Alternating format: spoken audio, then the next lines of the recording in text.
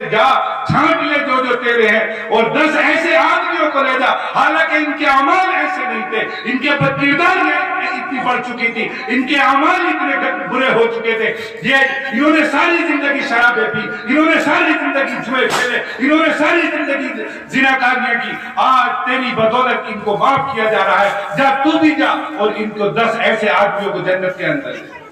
یہ وہ حافظ قرآن ہوں گے میرے بھائیوں، دوستوں، بزرگوں۔ اب ہمیں اپنے گھر میں، ہر گھر میں ایک ایک حافظ چاہیے، کم سے کم ایک ایک حافظ۔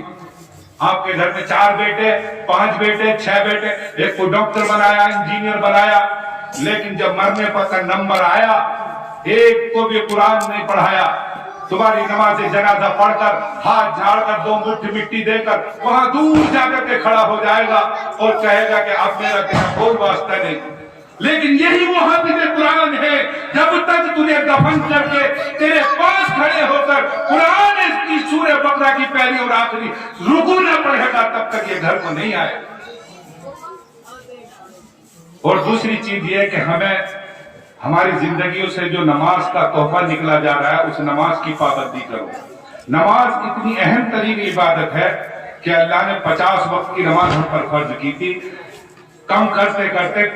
5 وقت کی رہ گئی، اور میرے اللہ نے فرمایا کہ میرے محبوب جاؤ،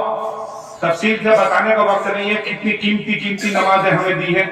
فرمایا کہ میرے محبوب جاؤ اور یہ آپ اپنی امت سے کہہ دینا کہ یہ 5 وقت کی جو نماز پابندی سے پڑھے گا اللہ اسے 50 وقت کی نماز کا ثواب عطا فرمائے گا۔ اللہ اسے 50 وقت کی نماز کا ثواب عطا فرمائے گا۔ موسیٰ علیہ السلام نے فرمایا کہ ایک بار اور چلے جاؤ، میری امت سے تو 2 نہ پڑھی گئی، یہ تو 5 ہیں۔ تو ایسی کوئی بیان چلیے گا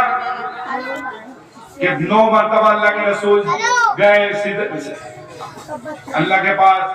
5 وقت کی کم کراتے رہے، تو ایک آدمی مجمع میں سے اٹھا اور کہنے لگا کہ بھلا ہو موسیٰ تیرا، اگر ایک بار اور بھیج دیتا تو نماز کا جھنجٹ ہی ختم تھا۔ نماز کا مسئلہ ہم نے نماز کو جھنجٹ سمجھ لیا، نماز کو تکلیف دینے والی چیز سمجھ لیا۔ ارے اگر نماز کو تم نے یہ سمجھا، جب صحابہ کے پاس نماز آئی تھی ایک ایک صحابی خوشی سے جھوم رہا تھا، ایک ایک صحابی کے دل میں تمنا تھی کہ یا اللہ آج تو تجھ سے مانگنے کا ذریعہ مل گیا، اللہ آج تجھ سے بات کرنے کا ذریعہ مل گیا، اللہ آج تجھے راضی کرنے کا ذریعہ مل گیا۔ میرے بھائیوں کہاں کھو گئے، کہاں سو گئے، کس راہ پر